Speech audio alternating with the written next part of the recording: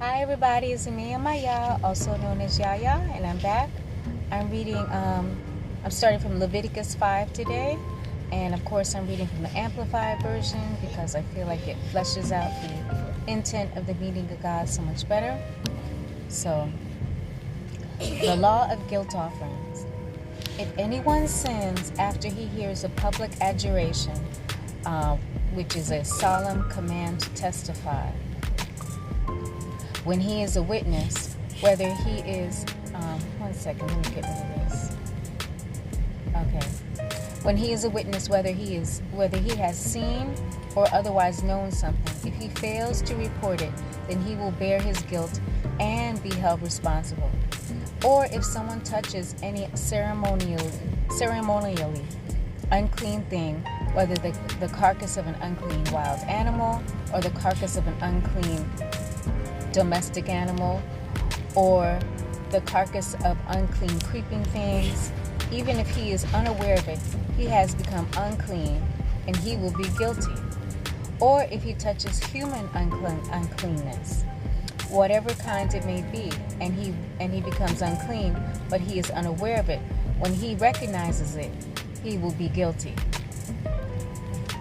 Or if anyone swears an oath, thoughtlessly or impulsively aloud, that he will do either evil or good, in whatever manner a person may speak thoughtlessly or impulsively with an oath, but he is unaware of it, when he recognizes it, he will be guilty in one of these. So it shall be, when a person is guilty in one of these, that he shall confess the sin he has committed. He shall bring his guilt offering to the Lord for the sin which he has committed, a female from the flock, a lamb or a goat as a sin offering. So the priest shall make atonement on his behalf for his sin. But if he cannot afford a lamb, then he shall bring 2 turtle doves or 2 young pigeons as his guilt offering for his sin to the Lord, one as a sin offering and the other as a burnt offering. He shall bring them to the priest, who shall offer first the one for the sin offering, and shall nip its head at the front of its neck, but shall not sever it completely. He shall also sprinkle some of the blood of the sin offering on the side of the altar, and the rest of the blood shall be drained out at the base of the altar. It is a sin offering. The second bird he shall prepare as a burnt offering, according to the ordinance. So the priest shall make atonement on his behalf for the sin which he has committed, and it will be forgiven him. But if he cannot afford to bring 2 turtle doves or 2 pigeons, then he shall bring as his offering for his sin the 10th part of an ephah of fine flour as a sin offering. He shall not put olive oil or incense on it, for it is a sin offering. He shall bring it to the priest, who shall take a handful of it as a memorial portion and offer it up in smoke on the altar with the offerings by fire to the Lord. It is a sin offering. In this way the priest shall make atonement for him for the sin which he has committed in one of these things, and it will be forgiven him. Then the rest shall be for the priest like the grain offering. Then the Lord spoke to Moses, saying, if a person commits a breach of faith and sins unintentionally against the holy things of the Lord, then he shall bring his guilt offering to the Lord, a ram without blemish from the flock, valued by you in shekels of silver. That is the shekel of the sanctuary, as a guilt offering. He shall make restitution for the sin which he has committed against the holy thing, and shall add 1/5 of the ram's value to it, and give it to the priest. The priest shall then make atonement for him with the ram of the guilt offering, and he shall be forgiven. Now, if anyone sins and does any of these things which the Lord has forbidden, though he was not aware of it, still he is guilty and shall bear his punishment. He is then to bring to the priest a ram without blemish from the flock, according to your evaluation, for a guilt offering. And this way the priest shall make atonement for him regarding the error which he committed unintentionally and did not know it, and he shall be forgiven. It is a guilt offering. He was certainly guilty before the Lord. Okay, I'm down here in the footnotes. Okay. Okay, so it's talking about Leviticus 5:1.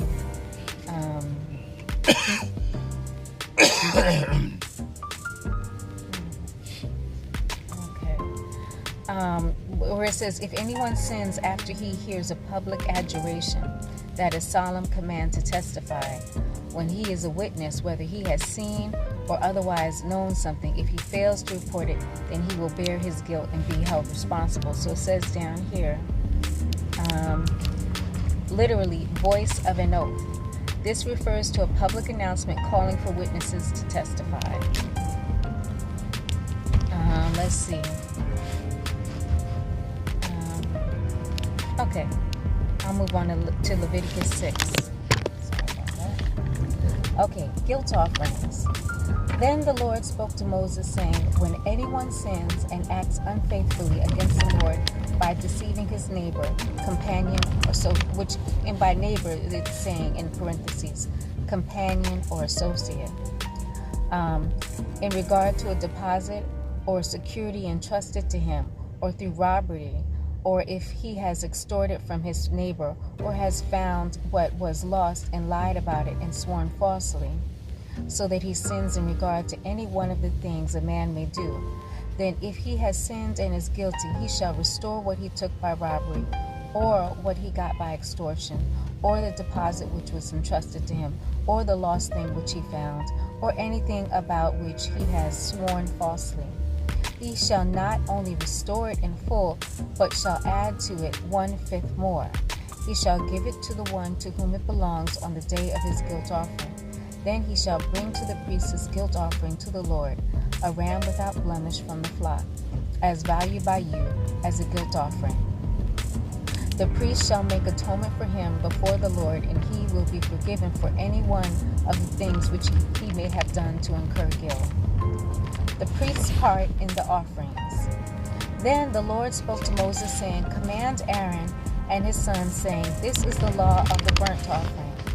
The burnt offering shall remain on the hearth, that is, on the altar, all night until morning, and the fire is to be kept burning on the altar. The priest is to put on his linen robe with his linen undergarments next to his body. Then he shall take up the ashes of the burnt offering which the fire has consumed on the altar, and put them beside the altar. Then he shall take off his garments and put on something else, and take the ashes outside the camp to a ceremonially clean place. The fire on the altar shall be kept burning; it shall not be allowed to go out. The priest shall burn wood on it every morning, and he shall arrange the burnt offerings on it, and offer the fat portions of the peace offerings up in smoke on it. The fire shall be burning continually on the altar; it shall not be allowed to go out. Now this is the law of the grain offering. The sons of Aaron shall present it before the Lord in front of the altar. One of them shall take up from it a handful of the fine flour of the grain offering, with its oil and all the incense that is on the grain offering. And he shall offer it up in smoke on the altar, a sweet and soothing aroma, as the memorial offering to the Lord. What is left of it, Aaron and his sons are to eat. It shall be eaten as unleavened bread in a holy place. They are to eat it in the courtyard of the tent of meeting. It shall not be baked with leaven, which represents corruption or sin. And by leaven they mean yeast. Okay. Let's see, that you bake with. I have given it as their share of my offerings by fire. It is most holy, like the sin offering and the guilt offering. Every male among the sons of Aaron may eat it as his share. It is a permanent ordinance throughout your generations, from offerings by fire to the Lord. Whatever touches them will become consecrated, ceremonially clean. Then the Lord spoke to Moses, saying, this is the offering which Aaron and his sons are to present to the Lord on the day when he is anointed. The 1/10 of an ephah of fine flour as a regular grain offering, half of it in the morning and half of it in the evening. It shall be prepared with oil on a griddle when it is well stirred. You shall bring it. You shall present the grain offering in baked pieces as a sweet and soothing aroma to the Lord. The priest from all the sons of Aaron who is anointed in his place shall offer it by a permanent statute. It shall be entirely offered up in smoke to the Lord. So every grain offering of the priest shall be burned entirely. It shall not be eaten. Then the Lord spoke to Moses, saying, Speak to Aaron and his sons, saying, This is the law of the sin offering. The sin offering shall be killed before the Lord in the same place where the burnt offering is killed. It is most holy. The priest who offers it for sin shall eat it. It shall be eaten in a holy place, in the courtyard of the tent of meeting. Whatever touches this meat will become consecrated, ceremonially clean. When any of its blood splashes on a garment, you shall wash what is splashed on it in a holy place. Also the earthenware vessel in which it was boiled shall be broken. And if it was boiled in a bronze vessel, then the vessel shall be scoured and rinsed in water. Every male among the priests may eat this offering. It is most holy. But no sin offering from which any of the blood is brought into the tent of meeting to make atonement in the holy place shall be eaten. It shall be completely burned in the fire. Okay.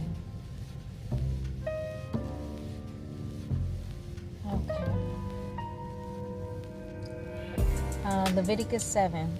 The priest's part in the offerings. This is the law of the guilt offering. It is most holy. In the place where they killed the burnt offering, they are to kill the guilt offering, and he shall sprinkle its blood around on the altar. Then he shall offer all its fat, the fat tail and the fat that covers the entrails, and the 2 kidneys with the fat that is on them at the loins, and the lobe of the liver, which he shall remove with the kidneys. The priest shall offer them up in smoke on the altar as an offering by fire to the Lord. It is a guilt offering. Every male among the priests may eat it. It shall be eaten in a holy place. It is most holy. The guilt offering is like the sin offering. There is one law for both of them. The priest who makes atonement with it shall have it for himself. The priest who presents any man's burnt offering shall have for himself the hide of the burnt offering which he has presented. Likewise, every grain offering that is baked in the oven, and everything that is prepared in a pan or on a griddle shall be to the priest who presented. Every grain offering mixed with olive oil or dry, all the sons of Aaron may have, one as well as another.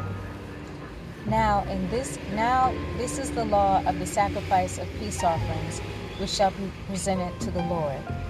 If one offers it as a sacrificial meal of thanksgiving, then along with the sacrifice of thanksgiving he shall offer unleavened cakes mixed with oil, and unleavened wafers spread with oil, and cakes of fine flour mixed with oil. With the sacrifice of his peace offerings for thanksgiving, he shall present his offerings with cakes of leavened bread.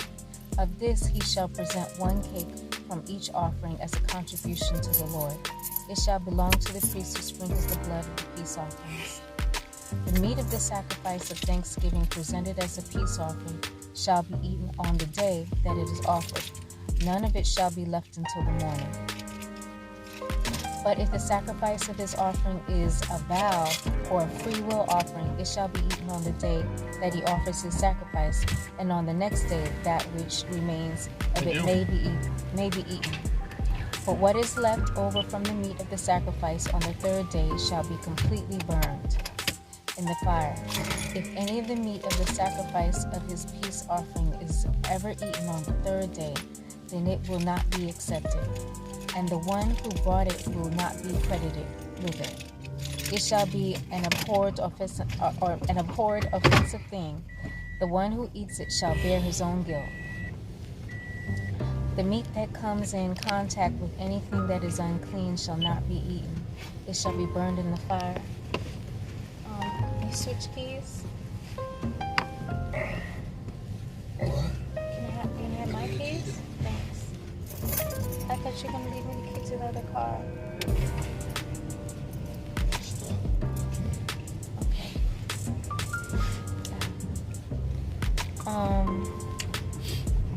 Sorry about that.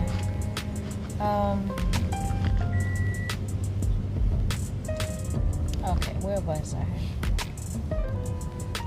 When anyone touches any unclean, let me just go back up to the top of that paragraph because I lost my place.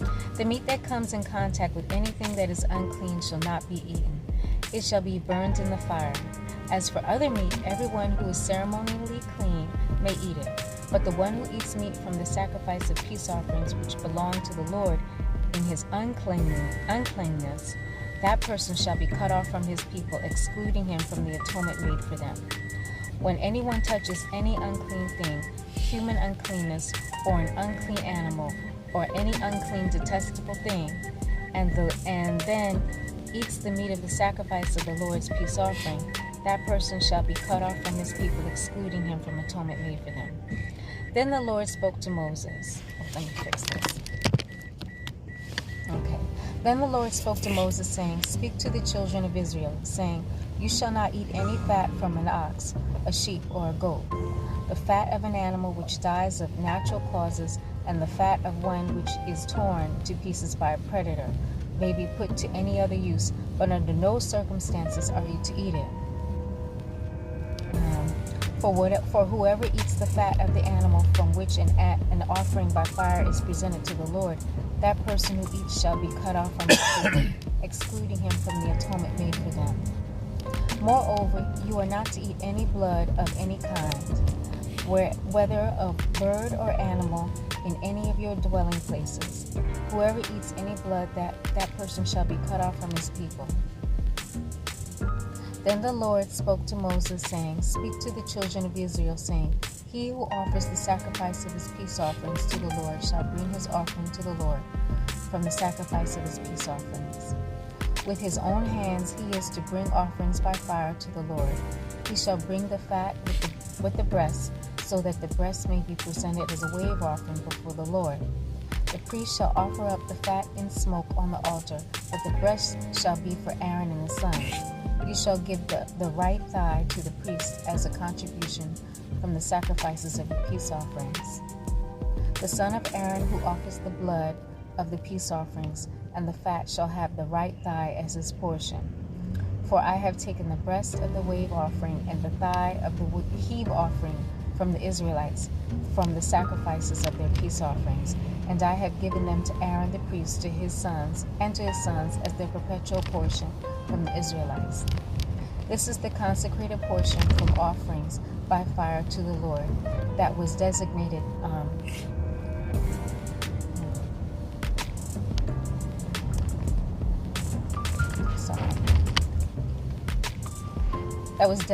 for Aaron and his sons on the day he presented them to serve as priests to the Lord. The Lord commanded this to be given to the priests by the Israelites on the day that he anointed them. It is their portion perpetually throughout their generations. This is the law of the burnt offering, the grain offering, the sin offering, the guilt offering, the consecration, ordination offering, and the sacrifice of peace offerings, which the Lord commanded Moses at Mount Sinai on the day he commanded the Israelites to present their offerings to the Lord in the wilderness of Sinai. So I'm down in the footnotes. Okay, Leviticus 7:20. And it says, But the one who eats meat from the sacrifice of peace offerings, which belongs to the Lord in his uncleanness, that person shall be cut off from his people, excluding him from the atonement made for them. Okay. And it says here, this may involve banishment or exclusion. Oh, sorry. This may involve banishment or execution. Wow. Okay. Because we in a previous chapter I mentioned that was in the footnotes that being cut off from one's people meant that they would be excluded from atonement of sins. But it's saying here, not only that, it could also mean that you could be banished, cast out, or you could just be straight up killed. So that's interesting. Let's see. 7:21. What is that? It says, when anyone touches any unclean thing, human uncleanness, or an unclean animal, or an unclean detestable thing. So when it says unclean detestable thing, It says, some read, I guess some versions read, swarming thing. Okay. I guess like a fly, maybe. Okay, Leviticus 8, the consecration of Aaron and his sons. The Lord spoke to Moses, saying, Take Aaron and his sons with him, and the garments, which are symbols of their office, and the anointing oil, and the bowl for the sin offering, and the 2 rams, and the basket of unleavened bread, and assemble the entire congregation at the doorway of the tent of meeting. Moses did as the Lord commanded him, and the congregation was assembled at the doorway of the tent of meeting. Moses said to the congregation, This is what the Lord has commanded us to do. Then Moses brought Aaron and his sons and washed them with water, and he put the undertunic on Aaron, tied the sash around him, clothed him in the robe, and put the ephod, an upper vestment, on him. He tied the skillfully woven band of the ephod around him, with which he secured it to Aaron. Moses then put the breastpiece on Aaron, and he put in the breastpiece the Urim and the Thummim, the sacred articles the high priest used when seeking God's will concerning the nation. Remember when we mentioned previously about they would cast lots to see what God intended to happen. So that was called the Urim and the Thummim. Okay. So he also put the turban on Aaron's head, and on it, in front of Moses placed the golden plate. In front of Moses placed the golden plate, the holy crown, just as the Lord had commanded him. Okay, that really didn't help. Okay.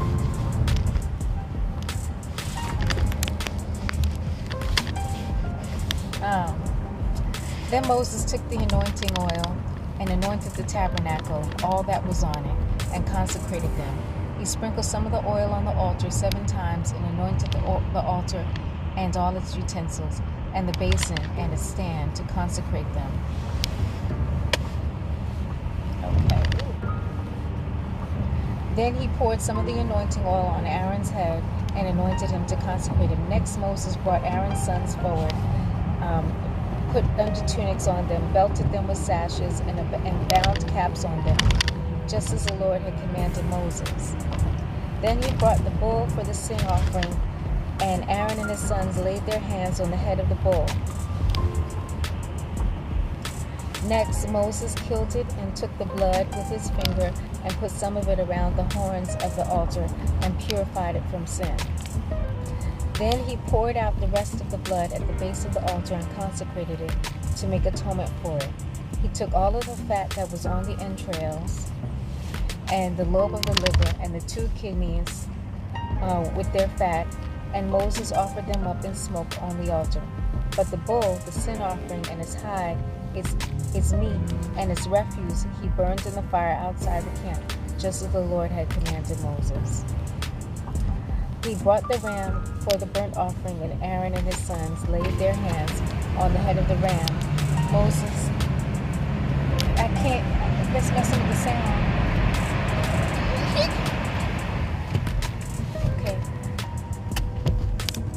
Okay.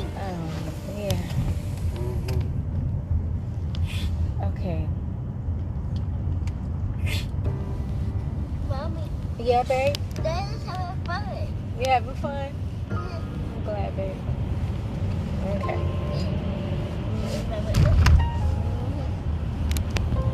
Okay, he brought the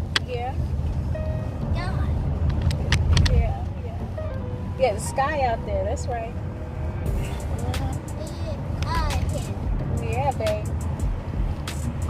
Okay. He brought the ram for the burnt offering, and Aaron and his sons laid their hands on the head of the ram. Moses killed it and sprinkled the blood around on the altar.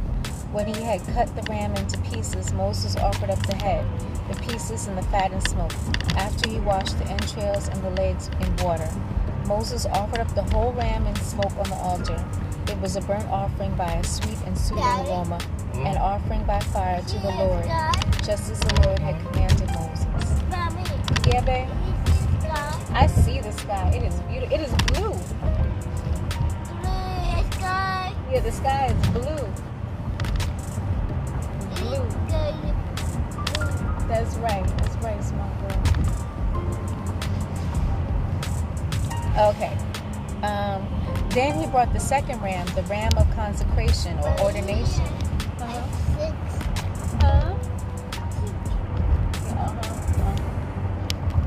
Yep.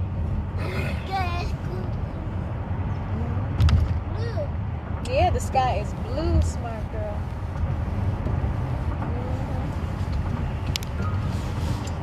Okay. Let's see. Then he brought the second ram, the ram of consecration or ordination, and Aaron and his sons laid their hands on the head of the ram.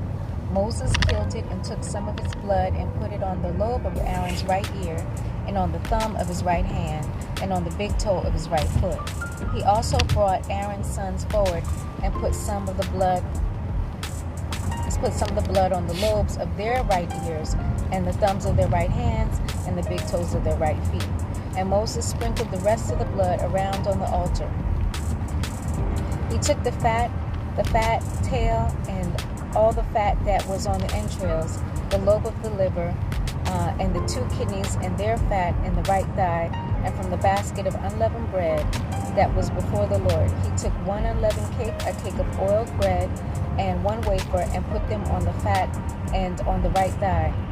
And he put all these things in Aaron's hands and his sons' hands, and presented them as a wave offering before the Lord. Then Moses took these things from their hands and offered them up in smoke on the altar with the burnt offering. They were a consecration or ordination offering for a sweet and soothing aroma, and offering by fire to the Lord. Moses also took the breast and presented it as a wave offering before the Lord. It was Moses' portion of the ram of consecration or ordination, just as the Lord had commanded Moses. So Moses took some of the anointing oil and some of the blood which was on the altar, and sprinkled it on Aaron and his garments, and also on his sons and their garments with him. So Moses consecrated Aaron and his garments, and his sons' garments with him. Then Moses said to Aaron and his sons, "Boil the meat at the doorway of the tent of meeting, and eat it there, together with the bread that is in the basket of the consecration or ordination offering, just as I commanded, saying, Aaron and his sons shall eat it. And what remains of the meat and of the bread you shall burn in the fire. You shall not go outside the doorway of the tent of meeting for 7 days, until the days of your consecration or ordination are ended. For it will take 7 days to consecrate you, as has been done this day. So the Lord has commanded to do for you for your atonement. You shall remain day and night for 7 days at the doorway of the tent of meeting, doing what the Lord has required you to do, so that you will not die. For so I, Moses, have been commanded." So Aaron and his sons did all the things which the Lord had commanded through Moses. Okay, Leviticus 9. Okay. Aaron offers sacrifices. And it happened on the 8th day that Moses called Aaron and his sons and the elders of Israel, and he said to Aaron, "Take a bull calf as a sin offering and a ram as a burnt offering, each without blemish, and offer both before the Lord. Then say to the Israelites, take a male goat as a sin offering, and a calf and a lamb, both 1 year old, without blemish, as a burnt offering, and a bull as a ram as a peace offerings to sacrifice before the Lord, and a grain offering mixed with olive oil. For today the Lord will appear to you." So they took what Moses had commanded to the front of the tent of meeting, and all the congregation approached and stood before the Lord. Moses said, "This is the thing which the Lord has commanded you to do, so that the glory of the Lord may appear to you." Moses said to Aaron, "Approach the altar and present your sin offering and your burnt offering, and make atonement for yourself and for the people, and present the offering of the people and make atonement for them, just as the Lord commanded." Hold on, guys. Hi, everybody. I'm back. Okay, so let me continue. So they took what Moses had commanded to the front of the tent of meeting, and all the congregation approached and stood before the Lord. Moses said, "This is the thing which the Lord has commanded you to do, so that the glory of the Lord may appear to you." Moses said to Aaron, "Approach the altar and present your sin offering and your burnt offering, and make atonement for